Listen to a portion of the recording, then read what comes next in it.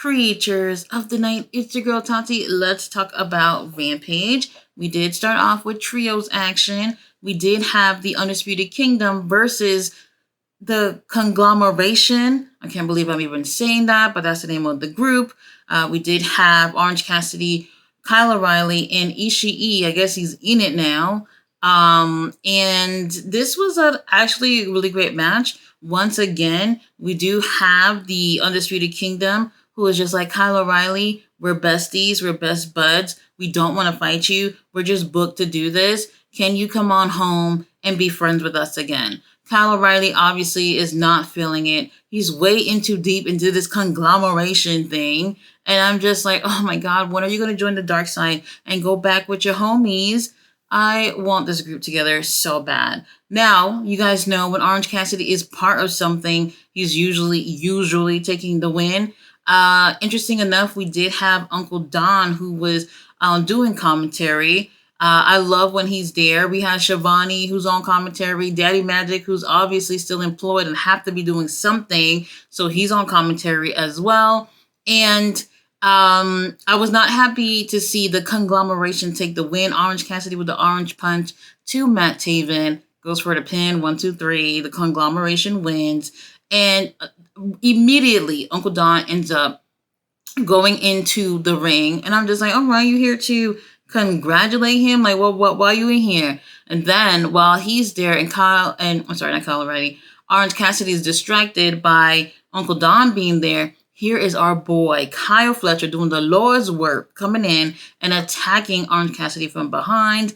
And I'm loving it, absolutely loving it. And I'm just thinking, all right, we just need Deacon Beretta to come out and whoop his ass. We have Takeshita, who's in Japan right now doing the G1 tournament, so we won't be seeing him for a month. So don't even think about Takeshita at this point. And I'm just like, all right, Deacon Beretta going to come out and put the hurt on Orange Cassidy. But no, here's Mark Briscoe who comes out, and you guys already know we have Kyle Fletcher. Obviously don't want that smoke, gets his ass up a little bit, ends up getting out the ring. But then here is Roderick Strong who comes in and stomps on Mark Briscoe like once or twice, and Mark Briscoe is just like laid out, and it's just like, oh, okay, that's it. Then he goes and holds the Ring of Honor World title up in the air, and I'm just like, oh, that's it. Okay, that's all we're getting in terms of these two guys going for the, having the world title on the line at the pay-per-view next Friday. Not necessarily impressed. After this, we have Saraya backstage with Harley Cameron. Harley Cameron doing pretty much all the talking about AEW don't want Saraya to be in All In. They're trying to keep her out from being on the card. The whole women's locker room is scared of her. She's a legend and all these things, blah, blah, blah, blah, blah. And I'm just like, well, she's not on the card because, well, they're not booking her to do anything.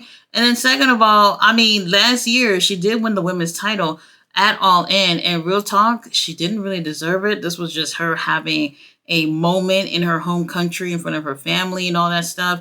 And she probably had one of the worst title reigns in AEW history. But, nobody asked me about that. So I'm just going to keep that to myself. What are they going to end up doing with Saraya? I have no clue. We might end up seeing her on the pre-show. I don't really see AEW giving us 3 women's matches on the main card at All In. For sure, the TBS title, for sure the women's title, but another women's match at All In on the main card? I highly doubt that. After this, we do have, Comedy Hour. We have the Learning Tree with Big Bill and the Bad Apple, Brian Keith. This was just a tag match, so just Big Bill and Chris Jericho. They went against the Outrunners. So this was just, something for fun for Big Bill, because Big Bill was the only one from his team that actually got in the ring and did anything. This was practically a handicap match. Y'all already know the Outrunners, even though I really do enjoy them as a tag team. They're really, funny and entertaining, but they're also really great wrestlers. Every time they come out there, you really can't take things serious. They're going to end up losing their matches. Big Bill was just pretty much playing with his food And right at the end, we do have Chris Jericho who tags in so that he can be the one to get the pin. And that was pretty much it. Bad Apple come in the ring, and he is like going after the Outrunners. The Outrunners end up leaving, and then as Chris Jericho and them are making their way to the back, here comes Suzuki's music hit, and Suzuki walks out. However, they don't get into no exchanges or anything, no words, no blows, no nothing. Suzuki just kind of looks at him and then just walks to the ring. He got a match up next with the Butcher. I ain't gonna lie, I didn't care too much for this. When you look at the two of them in the ring, you're just like, oh, okay, this might be an interesting matchup. Whenever we see the Butcher or the Blade, it's usually them taking the L's like 9 out of 10 times. In my opinion, the chemistry wasn't all there. I don't know if it's because Butcher was bigger than Suzuki and there was just some things that just didn't hold up in this match for me, so I couldn't get into it. And, unfortunately, it's just one of those things.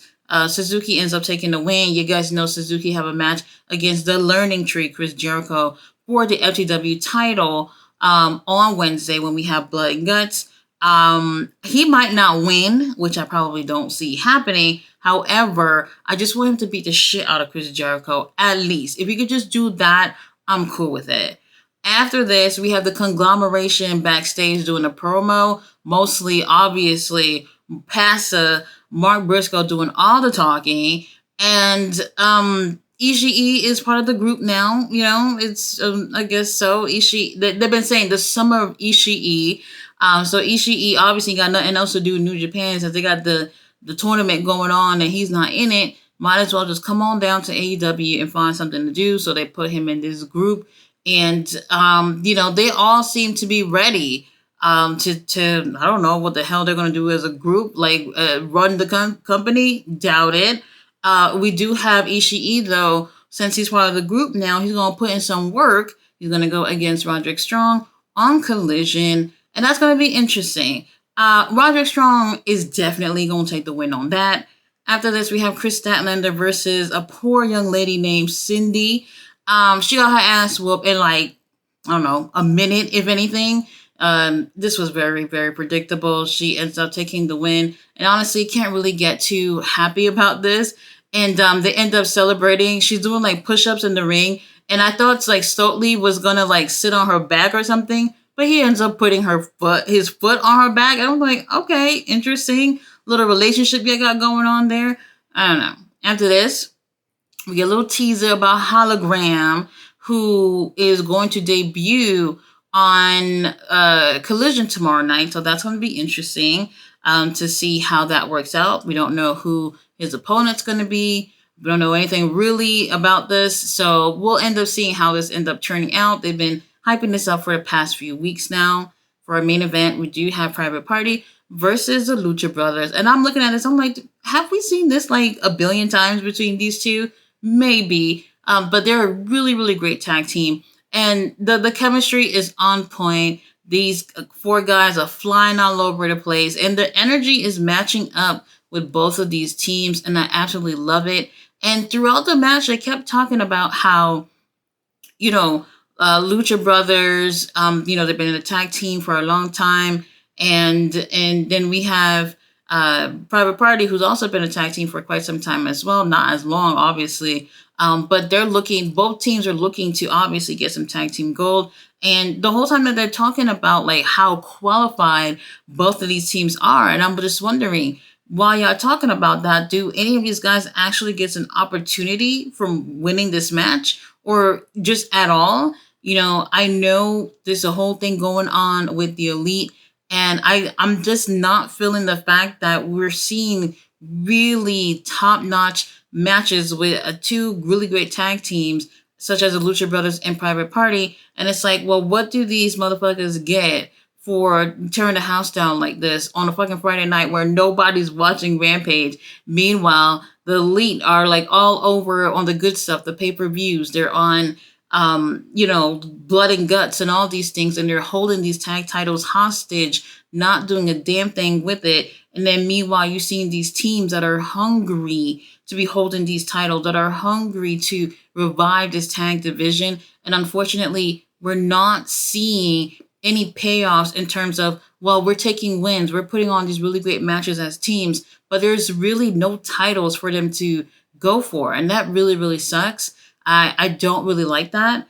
I know a lot of people are looking at maybe the Elite versus the Acclaim for All In, but I actually do hope that it end up being maybe the Elite versus three other teams. This is an opportunity for three teams along with the Elite to have like a moment at All In, which is like their biggest show, to be at a big stage like this, and this will showcase other teams that are in the company. I hope it goes down right route. I don't think that's going to be the case, but man, when I'm looking at these teams, Lucha Brother and Private Party really had a great match tonight. Absolutely worth the watch.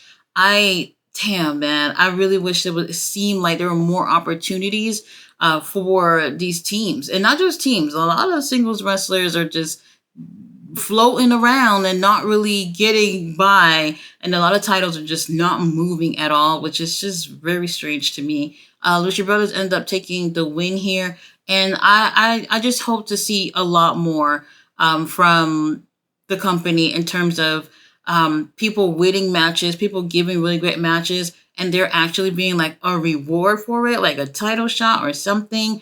The Young Bucks just holding them titles, sitting pretty, not doing anything, it's just not cutting it. Not for me. Guys, thanks so much for watching my review. I will be at Collision tomorrow. Y'all get the review, but it'll be a little later than usual. Thanks so much for watching. Bye.